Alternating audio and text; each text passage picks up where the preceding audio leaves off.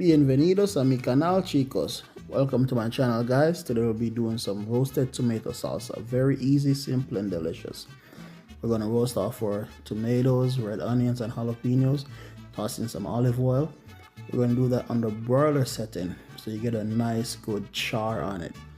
Once that's done, remove from the oven. Grab your Roku or blender. Put all that in with the juices. Add your cilantro, garlic, green onions, lime juice, salt for taste.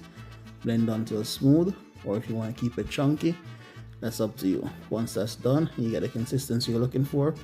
You can cool that down and enjoy with some nice, tasty, delicious tortilla chips. Squeeze some lime over it and enjoy your roasted tomato salsa. Thanks for watching, guys. Like, share, and subscribe.